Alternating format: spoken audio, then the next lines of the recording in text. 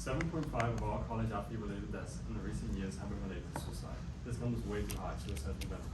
Hi, I'm Fred Lopez. Hi, I'm David Penner. Hi, I'm Benjamin Hoffman.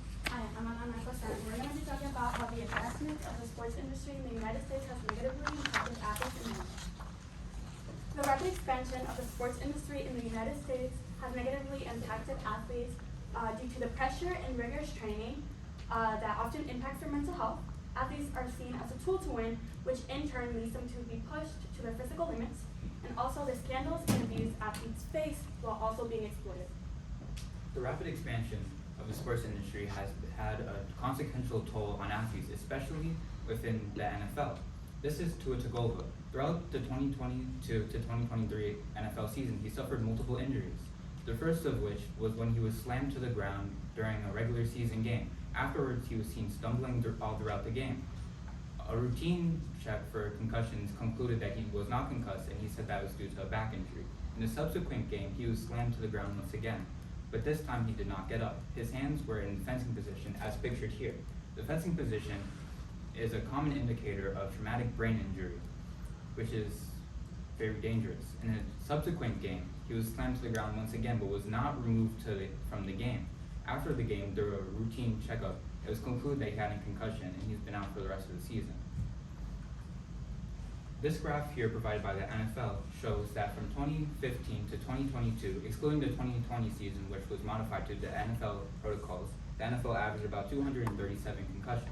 This is unacceptable because repeated brain damage can lead to neurological disease known as chronic traumatic encephalopathy, commonly known as CTE. There are 4 stages to CTE, with the second being the most common, and stage 2 CTE can cause aggression, impulsivity, explosivity, depression, paranoia, anxiety, and memory loss. Studies conducted by Boston University researchers found that 110 out of 111 brains donated had signs of CTE, as shown by this graph.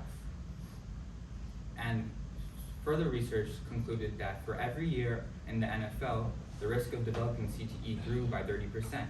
And this is very important because CTE can have long-lasting effects. And stages 3 and 4 of CTE are also associated with memory loss and dementia. In the case of Phillip Adams, a former NFL player who faced multiple injuries throughout his career, he had major CTE. And in April of 2021, he invaded a home and killed 6 people before killing himself. An autopsy conducted found that he had unusually severe stage 2 CTE, and interviews with his family members found that he was unusually aggressive, impulsive, and showed signs of depression. Another way the sports industry is affecting athletes is through the negative impact it has on their mental health. High-intensity athletic training is something that all athletes must do in order to make it to the next level, but this might be harmful. In a study conducted in 2020, in which researchers surveyed many athletes spanning from high school all the way to the professional level, in which they claim some of the few negative impacts on their mental health. 99.9% of athletes claim that high-intensity load training was impacting their mental health severely. Now, what does this mean? This means that a physical factor caused by the sports industry is affecting athletes' mental health. Now, it affects them directly and indirectly as well. Indirectly being that the physical injuries, such as my opponent Ben said, these physical injuries can later lead to more mental health disorders, such as CTE.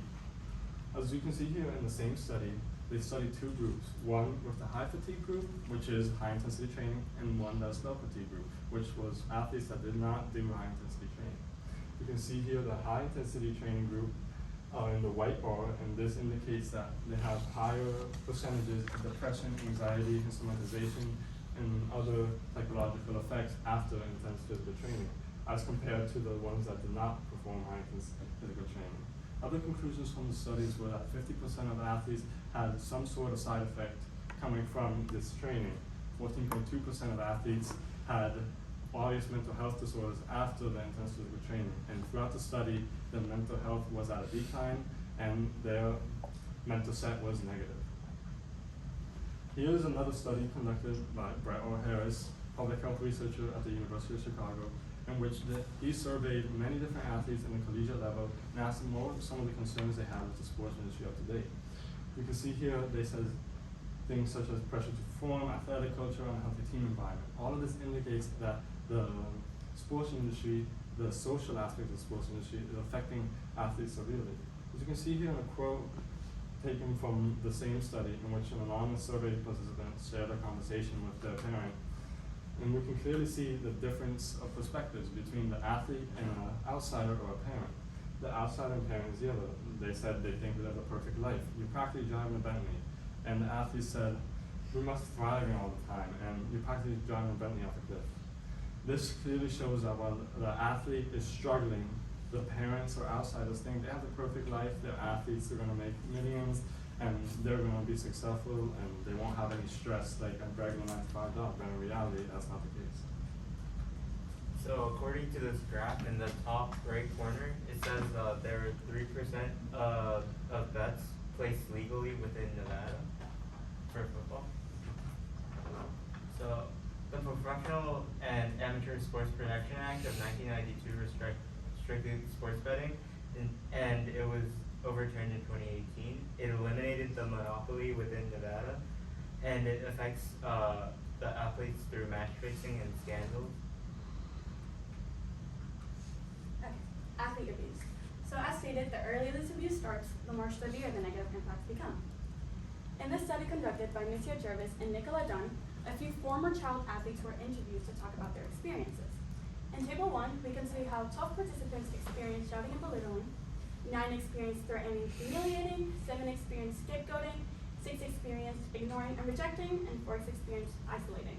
In Table 2, we can see how frequent these abuses occurred.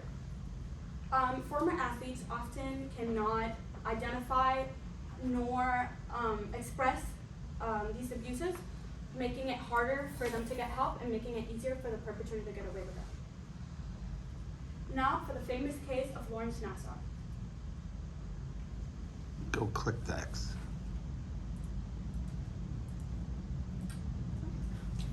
Lawrence was a former USA Gymnastics national team doctor who, under the false pretense of medical examination, reportedly assaulted 265 women. This was over in a period of 18 years. This is most likely to society's disregard of the victim's claims and often turning a blind eye. So how does this impact the athlete? There are a few long-term effects, but these are the 3 bigger ones, which are mental disorders, physical consequences, and quitting. In the top quote, we can see how an elite female swimmer cried for 3 hours after being yelled at and kicked out by her coach, representing a mental health decrease. And at the bottom, we can see how an athlete, after suffering abuse, developed anorexia, and how her doctor was commenting how it was actually quite common for athletes who suffered the same to also get anorexia. So in conclusion, the advancement of the sports industry impacts the athletes through their physical, mental, and it also impacts them through the scandals and match fixing, as well as the fact that the sports industry is becoming more and more about the money and not the athletes themselves. Thank Thank you.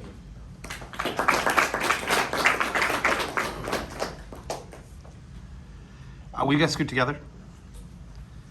And take a step back because Fred's, there you go, you're a giant. Okay, we'll start with you, Fred, with questions. I shuffled them.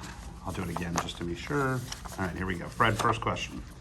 Fred, can you give me one example, give me one specific way that your thinking changed as a result of Ben's findings? Well, Ben's findings were that the physical factors affect athletes, like the sports industry's physical factors affects athletes, but he also found that CTE affected not only the physical side, but the mental side. And that really changed my findings, and I had to incorporate how some of the physical injuries that athletes suffer affect later their mental health. All right, thanks. Alana. If you had another team member, what perspective or limitation could they have reached that would have made a useful contribution to the project? Well, we thought that a perspective that we could have used, it was the team owner's perspective, because they are inside the team, but not really super in close proximity. So that means that they don't really know what's going on. They may have a different perspective from what is actually going on in the team. Okay. Next up, reflecting on your colleagues' work, which one had the greatest impact on your overall understanding of the problem? Ben's work was the most impactful to my understanding of the topic because of his case with Phillips Adams CTE. All right. And last up, Ben. What's an example of a compelling argument from one of your peers' reports that you decided not to use in the presentation and why? Can you repeat the question? Sure. Can you give me an example of a piece of evidence or something from one of their reports that you guys as a group decided not to use, and then why didn't you use it? So, in my report, I had a section about the coping methods that athletes could use and how that affects their physical performance. And we decided to exclude that because it didn't relate to the other points that we made throughout our presentation.